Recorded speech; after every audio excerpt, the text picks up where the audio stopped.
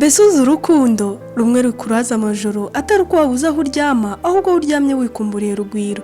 Umwe muri amasaha akiruka nk'iminota imitobe mutura utazi isoko yivanamo, ariko ngo uranaririmba kandi wanyu nta muhanzi wavuka kuri uri umuhanzi yumva atahaga umuhogo utunze. Mbese uzi urukundo rumwe rutari amagambo cyangwa imitobe mutondekanya nk'uwayinyoye. Urukundo rukuryaho utashima ukishima nyirarukundo atashye mu mutima utuje.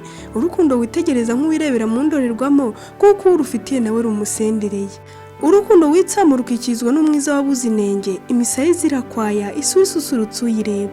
Disi ubwo aragusezera ukumva atagenda, yaguhobera ukumva mwahwana mukibera umwe, aho uzamukumbura ukamubona bitakugoye, wakitsamura urakira ukayibonera ku gihe. Urukundo ni ipfundo ry'amahoro, urukundo utasezera ngo urambe. Mbese uzi urukundo rwatumye Isaka abenguka Rebeka agashira agahinda ko kubura nyina umubyara. Urukundo ruzima ni ubuzima, urugoreka rumubera ikuzimu rukamumungira ubuzima. Mbese uzi urukundo rumwe rwatumye Yakobo akora imyaka 14 ngo atsindire Rasheli yari yarakunze. Urukundo ukurikira utaryarya rukakubera ibyishimo, waryarya ugukunda urukundo ruzima ukagira agahinda gahanda. Urukundo si ihongo niruguhanda uzihandura, kandi urukundo si imvura ngo niruguzugama. Urukundo ni inyanja kandi ndende igira umuhengeri, umusare utwara amato yahubutse uwarohama adateye kabiri. Iyo nyanja uzayirobamo amafi agutunge ku rugendo, kandi iyo nyanja ibamo ingona kuko ntawe uyikinamo. Bisaba gufata gahunda uzi icyerekezo kuko uyishuyemo atazi yajya ikuyobora aho ishatse. Mbese uzi urukundo ubu rukiyanga ubwo icyizere kikaba gitakaye. Urukundo ukundwa ukisetsa nk'uwakirigiswe. Mbese uzi urukundo Pawulo arareba ati reka mbayishurire iby'urukundo mutamenye.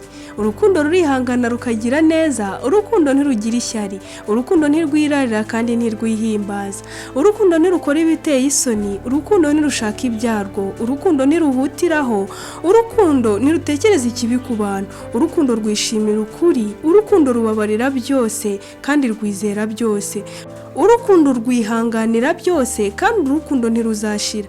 Imana ubwayo ni urukundo kandi udakunda uwo ntazi Imana. Mbese uzi urukundo nuko umukunzi wanjye aseseka ukuboko mu mwenge w'urugi, maze mu mutima wanjye urukundo rwinshi rwuzuramo.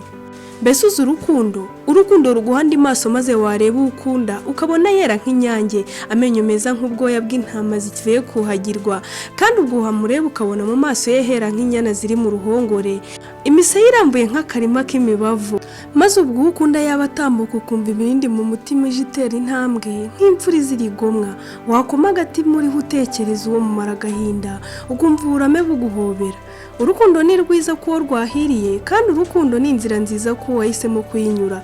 Ugukunda nawe uzamukunde, mukundane n'umuyoboro mwiza uzatuma abaho wishimye.